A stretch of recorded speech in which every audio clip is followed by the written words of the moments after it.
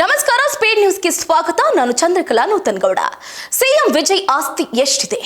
ಮುಖ್ಯಮಂತ್ರಿಯಾಗಿ ವಿಜಯ್ಗೆ ಸಿಗುವ ಸಂಬಳ ಮತ್ತು ಸೌಲಭ್ಯಗಳು ಎಷ್ಟು? ದಳಪತಿ ವಿಜಯ್ 13 ವರ್ಷಗಳ ಸೇಡಿಗೆ ಸಿಎಂ ಆಗಿ ಪ್ರತಿಕಾರ.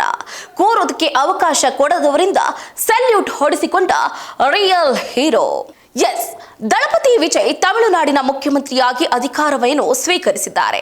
ಆದರೆ 13 ವರ್ಷಗಳ ಹಿಂದೆ ನಡೆದ ಒಂದೇ ಒಂದು ಅವಮಾನಕಾರಿ ಘಟನೆಯೇ ಅವರ ಈ ರಾಜಕೀಯ ಯಶಸ್ಸಿಗೆ ಸ್ಫೂರ್ತಿಯಾಗಿದೆ. ಅವತ್ತು ಅವಮಾನಿಸಿದವರೇ ಇವತ್ತು ಸಲ್ಯೂಟ್ ಒಡೆಯುವಂತೆ ಮಾಡಿ ರಿಯಲ್ ಲೈಫ್ ಮಾಸ್ ಹೀರೋ ಆಗಿ ಹೊರಹೊಮ್ಮಿದ್ದಾರೆ. ನಟ ವಿಜಯ್ ತಮಿಳುನಾಡಿನ ಮುಖ್ಯಮಂತ್ರಿಯಾಗಿ ಅಧಿಕಾರ ಸ್ವೀಕರಿಸಿದ್ದು ಅವರ 624 ಕೋಟಿ ರೂಪಾಯಿ ಮೌಲ್ಯದ ಒಟ್ಟು ಆಸ್ತಿಯ ವಿವರಗಳು ಕೂಡ ಮತ್ತೆ ಬಹಿರಂಗಗೊಂಡಿದೆ. ಹೌದು, ಮುಖ್ಯಮಂತ್ರಿಯಾಗಿ ಅವರಿಗೆ ಸಿಗುವ ಸಂಬಳ, ಸೌಲಭ್ಯಗಳು ಹಾಗೆ ಅವರ ಆಸ್ತಿ ಪಾಸ್ತಿಯ ಸಂಪೂರ್ಣ ಮಾಹಿತಿಯನ್ನ ಈ ಲೇಖನದಲ್ಲಿ ವಿವರಿಸಲಾಗಿದೆ. ಹಾಗಾದರೆ ಸಿಎಂ ವಿಜಯ್ ಅವರ ಆಸ್ತಿ ಎಷ್ಟಿದೆ? ತಮಿಳು ಚಿತ್ರರಂಗದ ಸೂಪರ್ ಸ್ಟಾರ್ ಹಾಗೆ ತಮಿಳಿಗ ವೆಟ್ರಿ ಕಳಗಂ ಪಕ್ಷದ ಅಧ್ಯಕ್ಷ ಸಿ ಜೋಸೆಫ್ ವಿಜಯ್ ಅವರು ಇವತ್ತು ಬೆಳಗ್ಗೆ 10 ಗಂಟೆಗೆ ಚೆನ್ನೈನ ನೆಹರು ಸ್ಟೇಡಿಯಂನಲ್ಲಿ ತಮಿಳುನಾಡಿನ ಮುಖ್ಯಮಂತ್ರಿಯಾಗಿ ಪ್ರಮಾಣ ವಚನವನ್ನ ಸ್ವೀಕಾರ ಮಾಡಿದರು.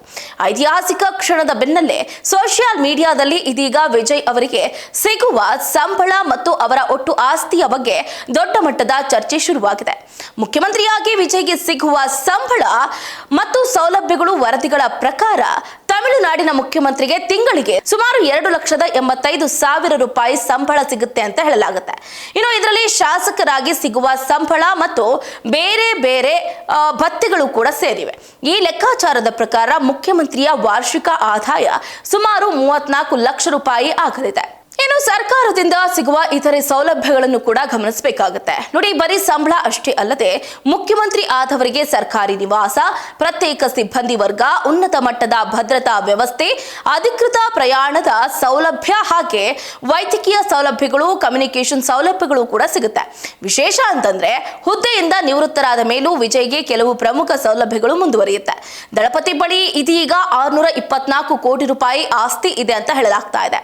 ಹೌದು, ಚುನಾವಣೆಗೆ ನಾಮಪತ್ರ ಸಲ್ಲಿಸುವಾಗ ಚುನಾವಣಾ ಆಯೋಗಕ್ಕೆ ಕೊಟ್ಟ 27 ಪುಟಗಳ ಅಫಿಡೇವಿಟ್ನಲ್ಲಿ ವಿಜಯ್ ತಮ್ಮ ಆಸ್ತಿ ವಿವರಗಳನ್ನ ಅಧಿಕೃತವಾಗಿ ಘೋಷಣೆ ಮಾಡಿದ್ದಾರೆ. ವರದಿಗಳ ಪ್ರಕಾರ ದಳಪತಿ ವಿಜಯ್ ಅವರು ಒಟ್ಟು ಆಸ್ತಿ 624 ಕೋಟಿ ರೂಪಾಯಿ ಇದೆ. ಇದರೊಂದಿಗೆ ವಿಜಯ್ ದೇಶದ ಶ್ರೀಮಂತ ರಾಜಕಾರಣಿಗಳ ಪಟ್ಟಿಗೆ ಸೇರ್ಪಡೆಗೊಂಡಿದ್ದಾರೆ.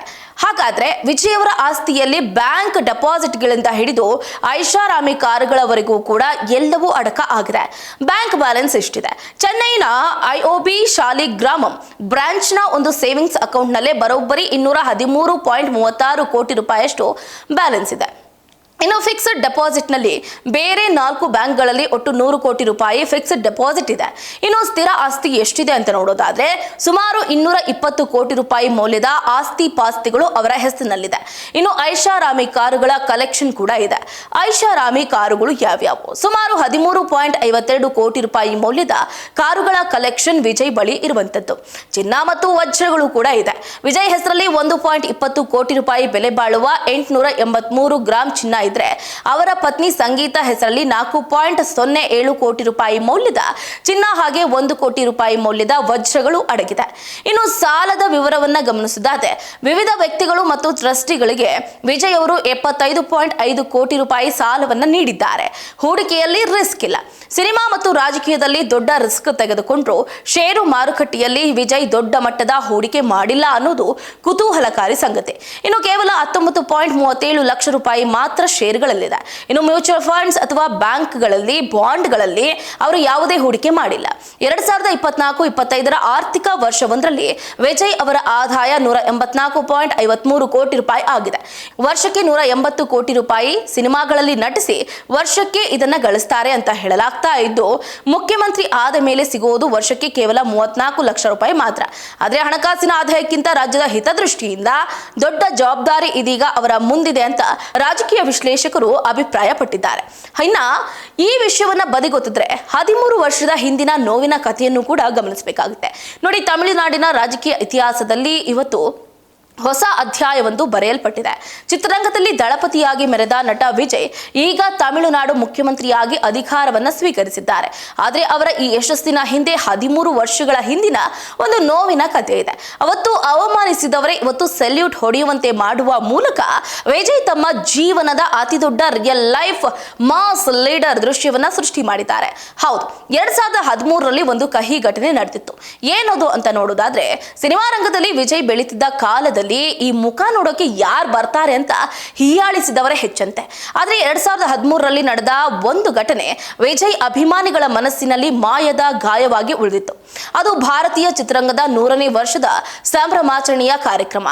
ದಕ್ಷಿಣ ಭಾರತದ ಎಲ್ಲಾ ದಿಗ್ಗಜ ನಾಯಕರು ಕೂಡ ಅಲ್ಲಿ ಕೂತಿರ್ತಾರೆ. ಅಂದಿನ ಮುಖ್ಯಮಂತ್ರಿ ಜಯಲಲಿತಾ ಅವರೇ ಈ ಕಾರ್ಯಕ್ರಮದ ಮುಖ್ಯ ಅತಿಥಿಯಾಗಿರ್ತಾರೆ. ಜನರ ನಡುವೆ ಹೋಗಿ ಕುಳಿತಿದ್ದ ವಿಜಯ್ ಆ ಸಮಾರಂಭದಲ್ಲಿ ವಿಜಯ್ ಅವರಿಗಿಂತ ಕಿರಿಯ ನಟರಿಗೆ ಮುಂಚೂಣಿ ಸಾಲಿನಲ್ಲಿ ಆಸನವನ್ನ ಕಾಯ್ದಿರಿಸಲಾಗುತ್ತೆ. ಆದ್ರೆ ಸೂಪರ್ ಸ್ಟಾರ್ ಪಟ್ಟದಲ್ಲಿದ್ದ ವಿಜಯ್ ಅವರಿಗೆ ಕೂರೋದಕ್ಕೆ ಸರಿಯಾದ ಸೀಟನ್ನೇ ನೀಡಿರ್ಲಿಲ್ಲ. ಅನಿವಾರ್ಯವಾಗಿ ವಿಜಯ್ ಕೊನೆಯ ಸಾಲಿನಲ್ಲಿ ಜನರ ಗುಂಪಿನ ನಡುವೆ ಹೋಗಿ ಕುಳಿತುಕೊಳ್ಳಬೇಕಾದಂತಹ ಪರಿಸ್ಥಿತಿ ಉಲ್ಬಣ ಆಯಿತು. ಅವತ್ತು ವಿಜಯ್ ಅವರ ಬೆಂಬಲಕ್ಕೆ ನಿಂತ ನಟ ವಿಕ್ರಮ್ ಕೂಡ ಅವರ ಪಕ್ಕದಲ್ಲೇ ಹೋಗಿ ಕೂತಿದ್ರಂತೆ.